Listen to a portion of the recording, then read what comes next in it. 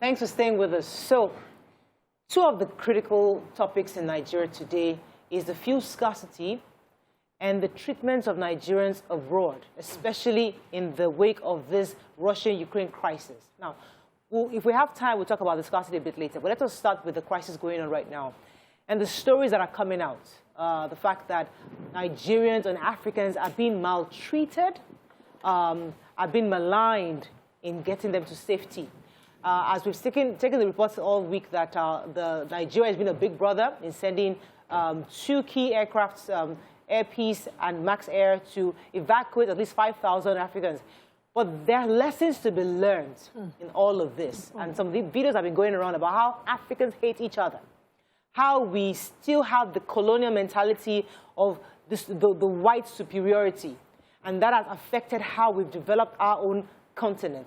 The fact that Africans like to eat Chinese, they go to travel in Dubai, they like to open accounts in Switzerland, they have to school in America, in Canada, in the UK, and never forget, and once they get rich, they do all those things and forget to develop their own land. So these are some of the issues that are coming up. Currently, as I speak to you, our president is abroad. In fact, he's going to Kenya, I think, today.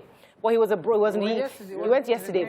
So he's been abroad, and his wife, although we heard from the governor of Ekiti State, that said that they went there on official visit, but she's in Dubai currently. They went for an educational summit, I believe, but she's in Dubai. Some of our governors' wives are in Dubai, and we're thinking to ourselves, okay, is it a time for reflection? Is this a time for us to reflect on who we are? What are your thoughts on this? Please call us on the numbers on your screen. As usual, we have 081. Let's get the numbers. It's on the screen right now. Oh, finally. 081-270-53687, 091-390-7694. You can also tweet to us on TVC Connect. Please hashtag YourViewTVC so we can read your tweets. Okay, so let me start with Nima. I mean, it's painful, especially the videos that are coming out. There's a young girl video that, this has 16-year-olds, 17-year-old kids in Ukraine, students, and they have to go through this ordeal. And you're thinking, why? When we took the topic during, I think on Tuesday earlier, the first time we took it, I said the situation of every African, particularly Nigerians, is pathetic. It's such that home is not good, away is not safe. They are just not safe anywhere in the world. Just yesterday, someone sent me a message talking about racism in Canada and what they're suffering now, because Nigerians are going there in mass exodus now, and their children are exposed to this in schools. Whether we like it or not, you're a stranger in anybody's historic birthplace. This is not your place. You're just trying to make home there. The effort we put in there is always double or triple the effort to make that place home. You need to do more. It's like, it's tough. When I was about 17, I started my business. So I went to the market in Yaba. We're buying, I think, bed sheets. And I was carrying my bag, and a Chinese was walking. And he saw me, a woman, with my bag of goods. He walked full face into me like, won't you step out of the way for me? So me too, with my strawberry in my father's land, we go kill ourselves here. And I bumped into him, and he had to step aside for me. I was like, you're a man, you're not holding anything. You're not even useful to help me, and you want to bump into me. Who should step aside? But that mentality that we have of second place is also in their head that they're first place, as long as their skin color is different from our own. And what we are seeing now is the reality of how deep this is. In this worst situation, God forbid. I can only imagine the video of the 16-year-old girl and the helplessness, the way she just... Yeah. There was this... She's giving up sort of hopelessness of, I hope I get home safe. In the end, I hope this, I make it home alive. And at that point, home is where your family is. Whether it is a shito country, like one person used, excuse my language, or whether it is, better, whether the schools there are better, you just want to be home with your family members. It's only when Africans get old that reality sets in. When they are young, they should have that mentality that this is home, this must work. And that's why many abroad always want to come, but when they're 50s or 60s, they just want to come home because they've toiled abroad, and at the end of the day, home is still home. I have several who tell me, oh, I want a place I can retire to. In their 50s, in their 60s, they probably want to show, no, I do real estate. They reach out and they feel like, well, I've been here for 20 years. I need to come back home. This is not, I cannot continue like this. But you see, the challenge is the video of that girl is a little girl. That girl is she's about to become a doctor. Why is she in Ukraine to study? Nigeria. Because our school system is terrible. Pushed her there. When the house where she's supposed to study is not comfortable, when you finish studying, you might not even get a job. Absolutely. So the system here drove her to Ukraine, which is already, we've known Ukraine there's been threats to Ukraine for years from Russia. So anybody going there knows they are going into crisis. But people just felt there was no better option. So what we have done in Nigeria, and the annoying part is that a lot of our leaders are not here. And they're not saying, like, the body language is not, like, they don't feel what we're feeling. They don't see what we're seeing. Their children are abroad.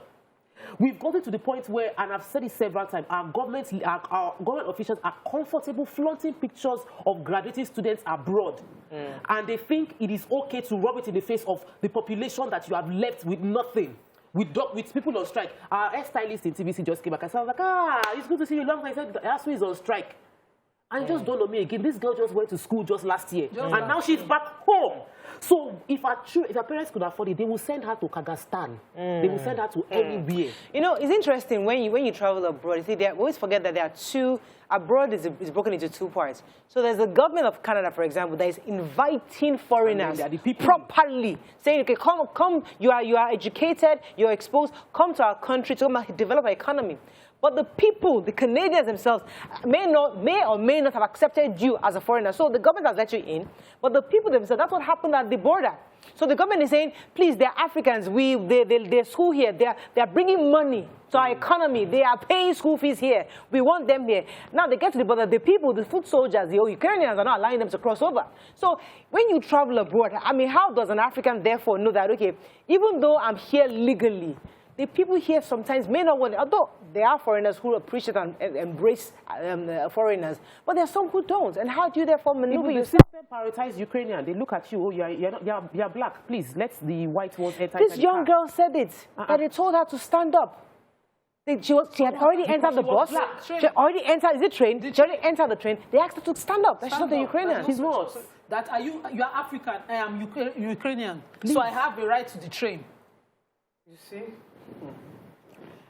I will go back to the beginning, and I will go back to when we got our independence and the first coup. The first coup was the beginning of the end of Nigeria as we know it. Why do I say that? Because successively, Nigeria has gotten worse and worse. Because there was a time, the first time I ever went abroad on my own, I went to the embassy. I just walked in. It was just one room. I was there. I just walked in. I didn't have to queue. There was no queue. Sit down. You want to go abroad?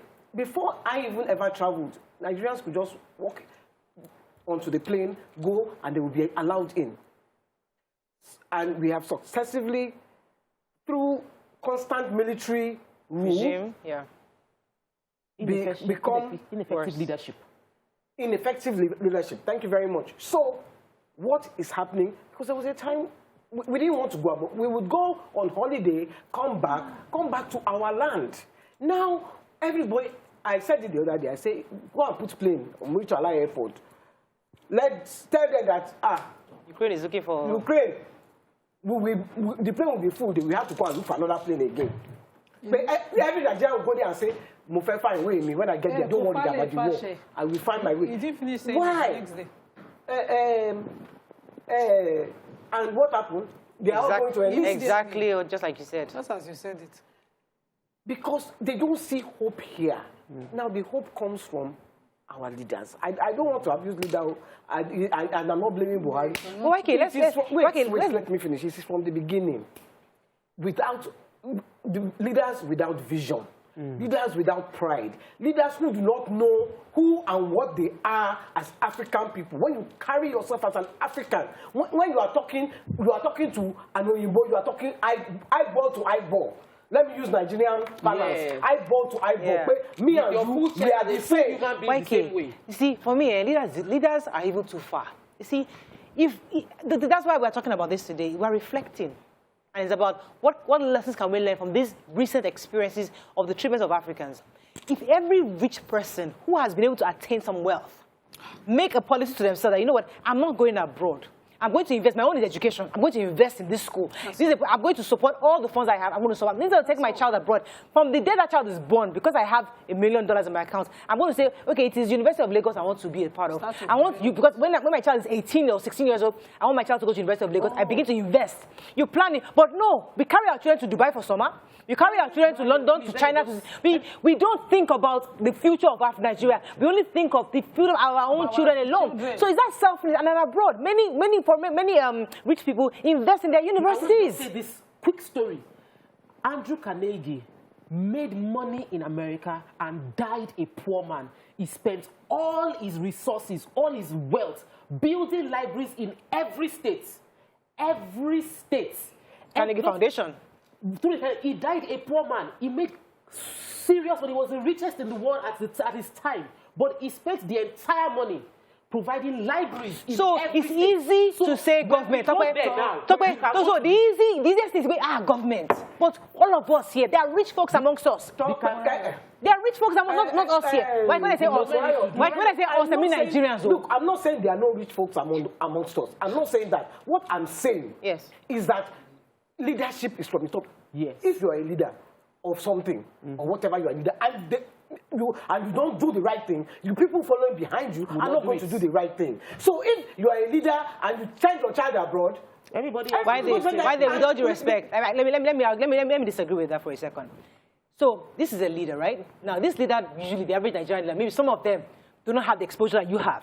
Some of them, maybe from school sets, he didn't have a job, he became a political, somebody that using political, somehow he worked his way up, became a government chair, local government chairman. You know, he somehow just got there, because he's affiliated.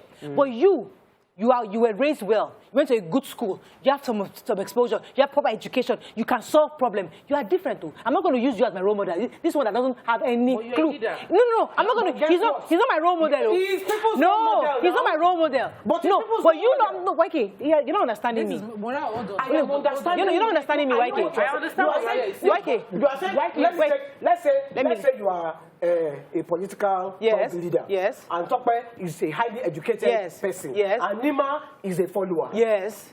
You are the one blowing the money. You are the one in places of power. You, the political. Yes. Nima, who is ignorant, is not going to follow Tope, who is speaking English, and she's not seeing any results. She's going to follow. Okay. So wait. What is happening? I'm staying with you, Waike. Stay on that example. Now, I'm not talking about her. I'm talking about this one shouldn't follow me because he knows better. You are the solution. So this middle class, this person who is educated, who knows better, should not follow me. So is this one that will follow me because she obviously doesn't know anything. So she'll follow me. This is the leader. The problem with Nigeria is our middle class. Our middle class is our problem. Our middle class is our problem. Middle class is our problem. The problem is the lack of vision of the leader, just as Waike said. So it's a combination of everything. Every leader in this country, I've seen. They have this institute of something, I think research, that supports, they will now come to, I don't want to call the name of the national station, and just show one boy do carton car and leave it there. Our people will not then say, take this carton car creating boy, this water stove creating man, and those inventions, and create a school for them. Grow those talents, let it become our national symbol. Yes. They won't do that. So when we talk about now take her funds to say I want to sponsor these children and create a seat and grants that I want to create a lifetime grant like the Ford Foundation that forever all the she's taking her children to America to go and will be able to get patents on their products and their parents will come international. Yes. Sure, you think say that they sleep is the lack of the vision of the leader. Thank you. So Topa will have money eventually. What Topa will do? The existing school that have problem, we go and create a seat there.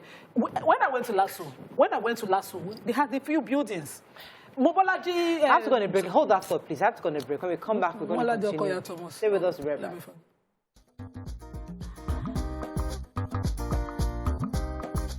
Stay tuned. Your View will be right back. Thanks for staying with us. So I think I have a caller, Oloronishola from London. Are you there? Hello?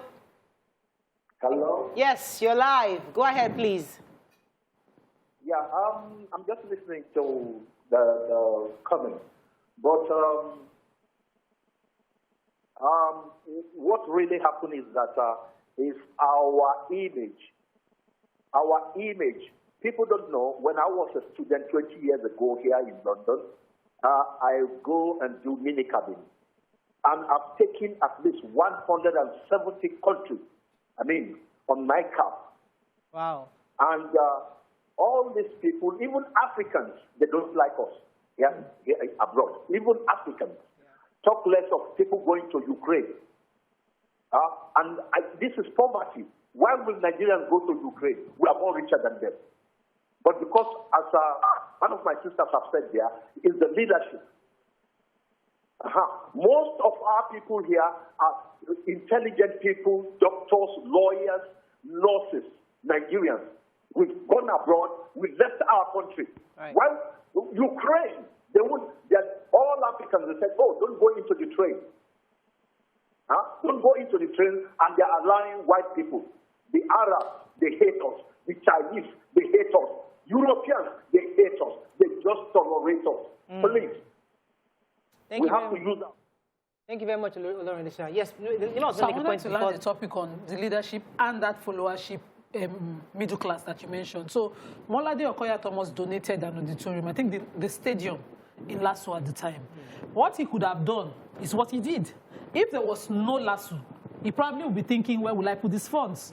So you need a leader to have the vision that education needs to go this way and create that policy for people like Tokwe to bring in their private funds to fund and give grants. You see, recently, I'll come to you, Tokwe, this COVID was during COVID that all this private sector came together. Now I think they're raising funds for education and everything. So it's now that this private rich folks are not coming together to do the right thing. What I'm saying that this is something they could have done in years. They could have done years ago. The issues are just really huge. So what I wanted to first start by saying that we can only be, Nigerians and Africans will only be respected to the tune with which we respect ourselves and our leaders respect ourselves.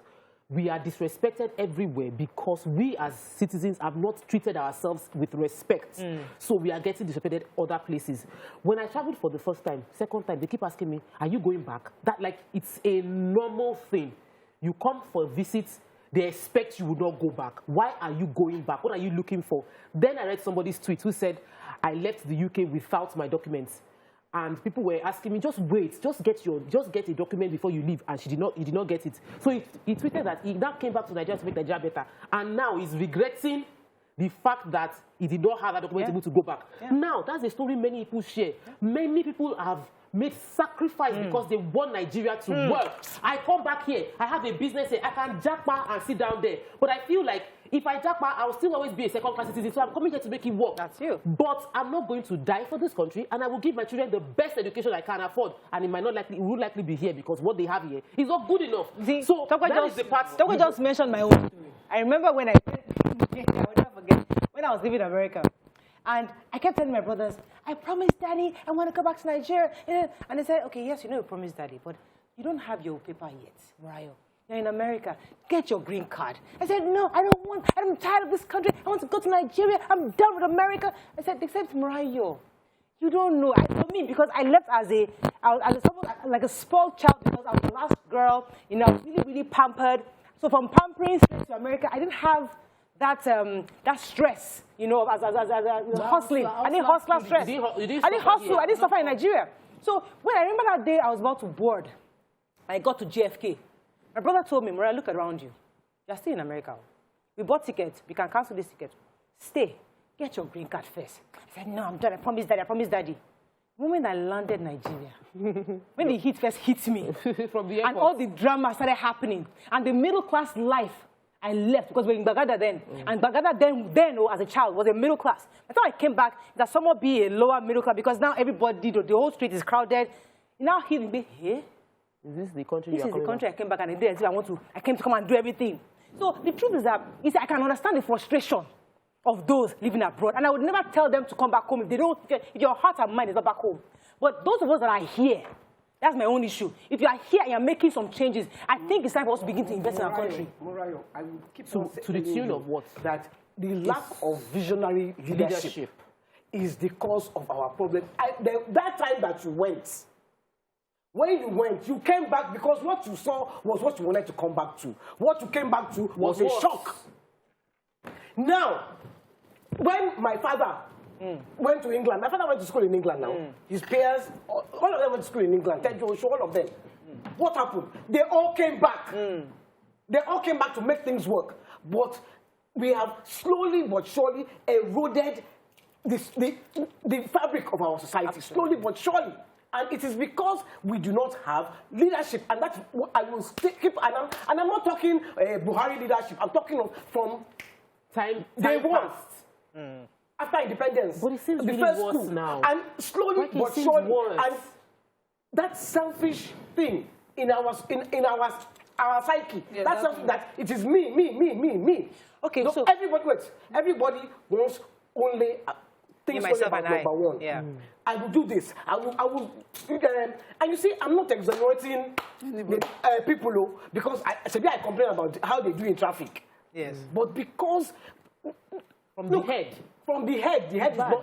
is turning like so now, guys, I want us to bring this conversation back home because we started this conversation based on our reflection of what our people are going through and how the fact that it seems that our leaders also, just like you said, don't have that vision. So what lessons can we learn? Now you're bringing 5,000 people back home. To do what? Is it Unilag they're going to enter? Is it OAU they're going to enter? What exactly is the plan? Let me quickly say this. Yeah, I even want to understand that 8-point-something million dollars. $8.5 million. You see this, I cannot come and kill myself mentality. I cannot come and die. They should break it down. For this country.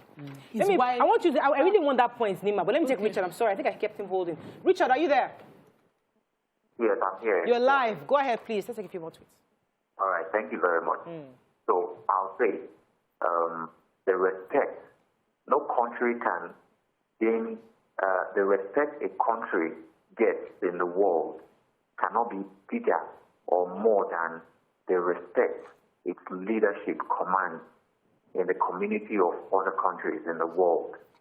Today, if you call Emmanuel Macron or the Chinese Prime Minister or President or the United States or Canadian Prime Minister, you see they command a lot of respect, and it cascades down to their own citizens, and based on how they treat their own citizens. Can a Buhari command the same kind of respect around the world? So that is it. Even in Nigeria, how are our own citizens being treated? So leadership is very important in terms of having visionary leadership. YK was talking about those, if you open the gate now, whether Nigerians will to Ukraine, if they will go or not. It is currently happening. There's a report on Vanguard that about 115 Nigerians besieged the Ukrainian embassy, wanted to sign up voluntarily to go and fight, even in the midst of the war. What is happening to, you had Abike Dabiri the other day, giving you a perspective from an ignorant point of view, in my opinion, saying that no country has evacuated its citizens. That was not correct. As at the time she was talking, second week of February, the United States has issued an alert to its citizens to find their way out of Ukraine, and they evacuated their diplomats from their embassy as at the time. I had a friend in Ukraine whose friend, an Indian, their consulate called her, they gave her the spot to come to, and they were at the time we were talking, their friend called them that they were already in India, that their friend was already in India. So how do we treat our own citizens? Leadership, followership is important, but leadership gives a signal and gives the body language and the direction, the trajectory. Thank you so much, Richard. Absolutely, you're very correct. You're going to make an important point. Yes, I said, you see this mentality of I cannot come and die, I cannot come and suffer anything for this land. And the way Nigerians don't bless the land. When in Nigeria, an average Nigerian just finally get a visa like this, they go throwing parties as if anywhere but here is why we're here. It's not the first time we're going to rescue our people. We did Libya. We went in droves to get our people sold like slaves, organ harvested, all of the ills, the unimaginable things happening to our people because they're trying to go for better life. And they did not spur our leaders. It did not spur the elites. It did not spur the middle class to say, no, this has to stop. Let's restore the dignity of our people. No, that didn't push anybody to feel the pain that if it is not Nigerian and it is not good, I will not support it, and I will do my very best to give this country the best. Because whenever we want to make those decisions, we'll go and sit with the country whose interest is not our own, and be asking them if it is a good interest. When our economists want to advise us, they will go to their abroad universities. When they come back, they would have studied what worked there that will not work for us and come and give us that is the international. Who creates international standards? Who creates this international standard as somebody else's standard and make it our own here? Every single thing Nigerian is not tasteful. You want to drink Gary, they'll say, no, you're drinking Gary. We don't have problems. Are we thinking at all? Nima, you just raised a fantastic. Are we thinking at all? This suffer will not suffer. My child must go to invest abroad. I cannot. It's not me that spoiled the situation. Until this situation changes, we will go and rescue another group of Nigerians, Africans, somewhere else in the world. The point you made. We need to slap ourselves. If we put that point in different angles, we'll see that we're doing this across board. The point you made is so important. It's the same international standard. For example, why is your view so popular? Because we're a Nigerian thinking show. We speak our people's language. Other shows, and I'm not trying to condemn any other show, but they have this international standard. You speak a certain way. Is the way we watch this and see how it's done in CNN, how it's done in BBC. Yes, they are apologetic Nigerians everywhere. Let me make a point. The point is that you share news. The standard, the way the West have taught us how news is, how news is delivered. You speak it that way, and your own mind, you are saying international standard. But we come on TV, we speak the Nigerian language, and people are watching. People are drawn to this show. Why? Because we have a Nigerian standard. Morayo, a standard that we believe that is also a standard that is different from what you used to. Exactly. Your standard cannot be the same. Your standard is unique to you. See, let me finish. You destroy your African heritage. You destroy your African identity. You make somebody else's standard, your economic policies, your local policies, you are refining abroad, everything. Something is wrong. Something is wrong. Something is fundamentally wrong. And we need to make a shift immediately. It is not until my generation goes. See, let us make this sacrifice so the next generation is not going there, 16-year-old, lost and alone in Ukraine. And one Ukraine will call them bloody somebody. It is wrong. It should be paining you if you're eating meat in your house and your neighbor is hungry. It is the basic hadith of the prophet. The basic African concept, really. But we don't That's a real African concept. Let me take this call. Then I'll come to you, talk with the name I can't. Good morning, are you there? Kelechi, you're live. Go ahead, please. Yes. Morning, good morning. Yes, sir. Go ahead. Please tell Nima that every day while I see her, I will buy her a book for saying that. I wish you would go to National Assembly to go and speak to all those who are clueless and visionless lawmakers. She has just said it all. Honestly, she has spoken my mind. See, we always, YK make reference of, the old good days. The old good days is because 10 years, maybe 10 years after our independence, we were enjoying so many things. Westerners were coming here to go to school, attend our hospitals. These are legacies white people, our colonial masters, left behind. And when they were going back, we didn't build on these legacies to be consistent with the cultural diversities we have in Nigeria. We just relaxed and things keep on spoiling. And till today, we have not done anything about it. See, the whole thing boils down to leadership, and it goes across all facets of our economy. Just look at this thing you are saying going on in Nigeria. It happens in Ghana and in South Africa. Right. In our football match, it's the same thing. I studied in Ghana. The day I was going back to school to do something, one immigration lawyer, one immigration officer, because I lost my resident permit. Hello? Oh, Kelechi, I would have loved to finish that. So I'll come to you, Tokwe, now, because one of the things she's raised, I'm in the media space, so I'm more privy to media information. There's a radio station that have maintained #1 for many years. And it's Pidgin. on Max FM today, one of the top programs on Max FM today is Waiting Day. Why?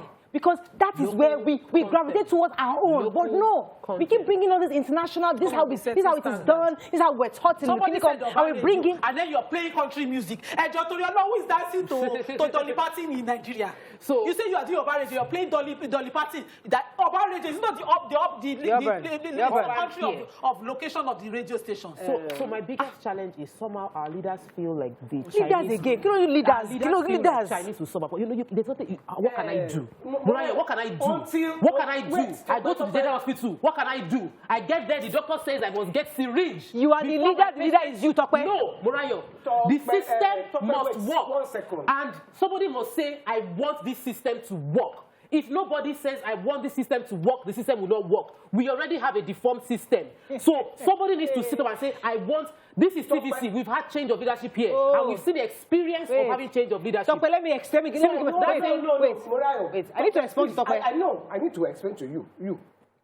Until you stop saying it is Nima's fault and Tokwe's fault and my fault, and you point where the fault is, you will not know peace. Let me tell you why. Because you will just be shouting like, let me tell you, if I become an armed robber, I was born, my parents raised me, and they didn't train me well, and I become an armed robber. Who will you blame? Me, that became an armed robber at 14, or my parents that did not raise me well? So please, when you sit down here and say, it's the parents' fault. Wait, you will sit down here, it's the parents' fault. When the child is doing ritual, the child is... Who is the parent? The parent is the leader of the child. It's government. The parent is government. Now, who is our own parents? Let me tell you. All the successive government. Let me tell you why I disagree with you. You bring your point, YK. No, I haven't finished. Okay. I haven't finished. I said my own father's prayer group, when they left England, they didn't stay there. They came home because there was something to come home to. We have eroded everything that they came home to. By who? Our leaders. You see, the government, I am not here to defend the government, but I also want Nigerians to always look within. For example, recently we saw the government try to put train tracks on the roads. We, the people, started removing the metals and doing what? Selling it.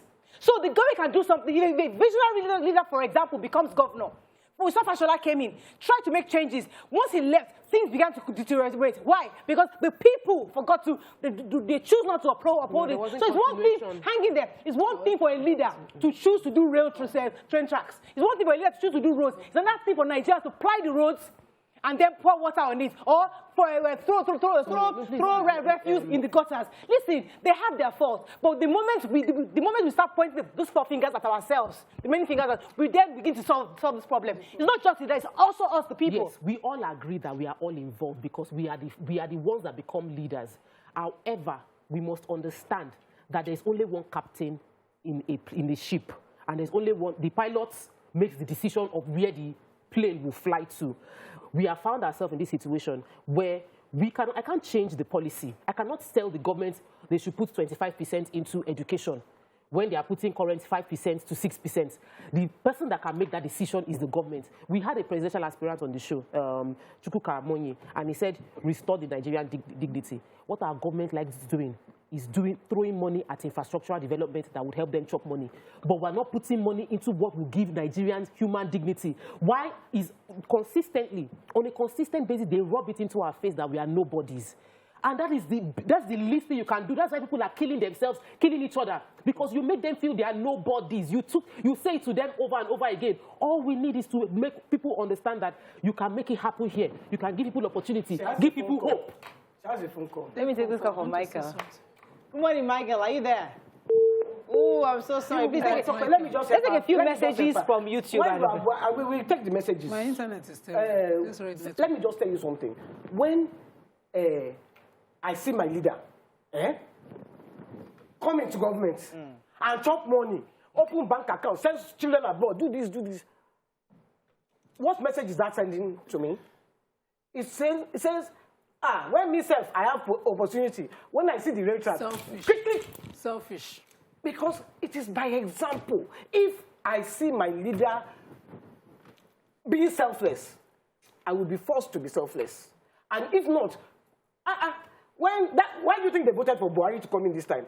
Do you remember when he started the war against indiscipline? People were queuing. Were people not queuing? Because we saw him queue. It's the same person that has taken reverse now. And is going to London for treatment. His child got sick and Let me take Adela. Come to Nima. Good morning, Adela. Are you there? Good morning, ladies. You're live. Go ahead, please. Yes. Messages. Yes. I can hear you very well. You're live. Go ahead. First of all, let me tell you one thing. Yes. Your view is more than Oprah Winfrey show now. It's watched all over the world. Thank you, sir. So congratulations to all of you. Thank you, sir. Now, regarding this is a serious issue. Students are demonstrating in Nigeria. I watched them yesterday on the TV. They said they paid their school fees, they denied them education, and they are wandering the streets. And the Minister of Education worked out on the students. That man is a wrong person to put in charge of education in Nigeria. Since he got there, look at how many months they have striked in Nigeria. These are future of Nigeria. And we can't blame them. Those who have the money to send their children abroad, everybody wants better thing for their children. I won't mention it, but there's a university in London, here in UK here. It's full of Nigerians. That's a lot of money for UK already. Yes. But because we don't have the right leader in that department in Nigeria, education, that's what is causing this. Right. That man should have been put in charge of Alomangiri School, not the education of the whole Nigeria. Because All right, we're going to go on a quick break and I'll come back and I'll start with you, Nima. Stay with us. We'll be right back.